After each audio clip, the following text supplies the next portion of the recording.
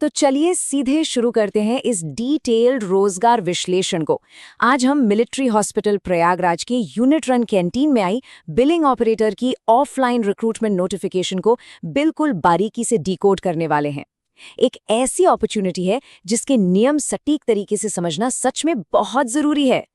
इस एनालिसिस में हम बेसिक डिटेल से लेकर एलिजिबिलिटी, डॉक्यूमेंट्स की चेकलिस्ट, ऑफलाइन अप्लाई करने का पूरा प्रोसेस और वो छोटी छोटी शर्तें कवर करेंगे जिन्हें अगर मिस किया गया तो आवेदन तुरंत रिजेक्ट हो सकता है। स्क्रीन पर अभी जो ऑफिशियल एडवर्टाइजमेंट दिख रहा है उसी पर आज का हमारा ये पूरा डिस्कशन आधारित है। इसका सीधा सा मतलब है कि हम जो भी डिटेल्स आज डिस्कस कर रहे हैं वो बिल्कुल ऑथेंटिक हैं और सीधे सोर्स से ली गई हैं। तो शुरुआत करते हैं सबसे बेसिक लेकिन ज़रूरी जानकारी से, यानी नौकरी का नेचर क्या है और इसकी आखिरी तारीख कब की है। देखिए, पोजीशन है बिलिंग ऑपरेटर की और लोकेशन तय की गई है मिलिट्री हॉस्पिटल प्रयागराज। पर सबसे बढ़िया बात क्या है, इस फॉर्म को भरने के लिए एप्लीकेशन फ़ी बिल्कुल शून्य है। 1 रुपया भी शुल्क नहीं देना होगा, जो कि अप्लाई करने वालों के लिए एक बेहद अच्छी खबर है। लेकिन ध्यान रखने वाली बात है इसकी डेडलाइन।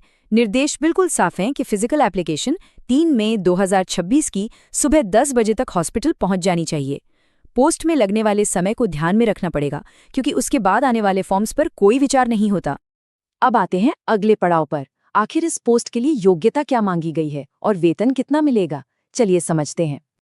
जैसे कि इस टेबल में हम देख सकते हैं, उम्मीदवारों की उम्र कम से कम 18 साल होनी जरूरी है। क्वालिफिकेशन की बात करें तो 12th पास होने के साथ साथ कंप्यूटर की अच्छी नॉलेज होना लाजमी है और इस रोल के लिए प्रति माह 14,000 रुपए का वेतन तय किया गया है। साथ ही ये अपॉर्चुनिटी पुरुष और महिला दोनों ही उम्मीदवारों के लिए खुली हुई है। हालांकि एक बात क्लियर करना यहाँ जरूरी है कि नोटिफिकेशन में साफ तौर पर लिखा है कि ये नियुक्ति पूरी तरह से कॉन्ट्रैक्ट बेसिस पर ही आधारित होगी। अगर योग्यता मैच करती है तो अगला अहम कदम है जरूरी दस्तावेजों को इकट्ठा करना। एक नज़र डालते हैं इस डॉक्यूमेंट चेकलिस्ट पर। फॉर्म के साथ कुछ स्पेसिफिक डॉक्यूमेंट्स अटैच करने होते हैं, जैसे शैक्षणिक और पेशेवर सर्टिफिकेट्स की क्लियर कॉपीज, जन्म प्रमाण पत्र, आरक्षित वर्ग में आने वालों के लिए कास्ट सर्टिफिकेट और आईडी प्रूफ के लिए पुलिस वेरिफिकेशन, आधार या पैन कार्ड में से कोई एक। अगर पहले से कोई अनुभव है तो वो एक्सपीरियंस सर्टिफिकेट भी जरूर शामिल करना चाहिए। पर यहाँ सबसे बड़ी सावधानी बरतनी है, सिर्फ और सिर्फ सेल्फ अटेस्टेड यानी स्वयं सत्यापित फोटोकॉपीज ही भेजनी है। गलती से भी ओरिजिनल सर्टिफिकेट्स पोस्ट नहीं करने चाहिए, वरना उन्हें हमेशा के लिए खोने का बड़ा रिस्क बन जाता है।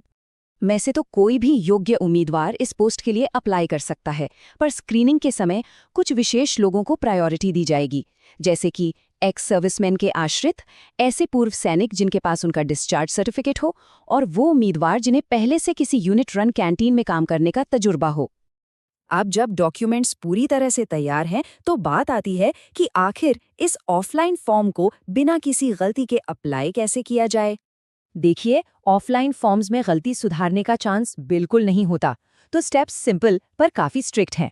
सबसे पहले फॉर्म का क्लियर प्रिंट निकालना है, फिर उसे सिर्फ और सिर्फ इंग्लिश के कैपिटल लेटर्स में ही भरना है। और एक सबसे ज़रूरी बात, जो कॉलम उम्मीदवार पर लागू ना होता हो उसे खाली छोड़ने के बजाय वहां साफ शब्दों में NA लिखना अनिवार्य है। फॉर्म पूरा भरने और कॉपी सिक्योरली अटैच करने के बाद इस पैकेट को unit run canteen, military hospital Prayagraj, pin code 21001 के एड्रेस पर पहुंचाना है। इसे पर्सनली जाकर भी ड्रॉप किया जा सकता है या फिर पोस्ट के जरिए डेडलाइन से पहले भेजा जा सकता है।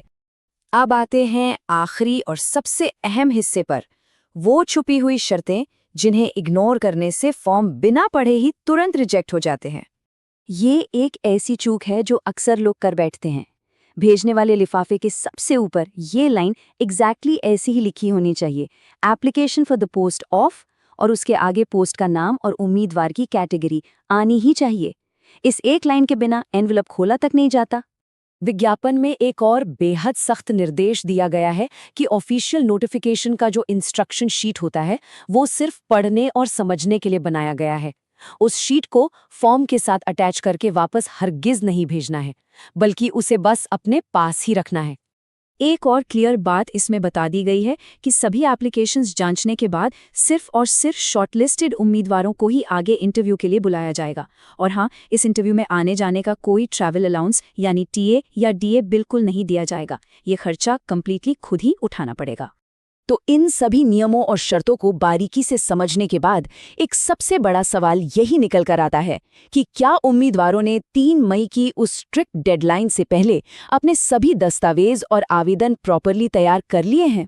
इस पूरे रोजगार विश्लेषण से एक बात तो बिल्कुल साफ हो जाती है, सरकारी और संयुक्त प्रक्रियाओं में सफलता सिर्फ योग्यता पर ही नहीं बल्कि निर्देशों के बिल्कुल अक्षरशः पालन पर भी निर्भर करती है। एक छोटी सी लापरवाही और एक काफी बड़ा मौका हाथ से निकल सकता है।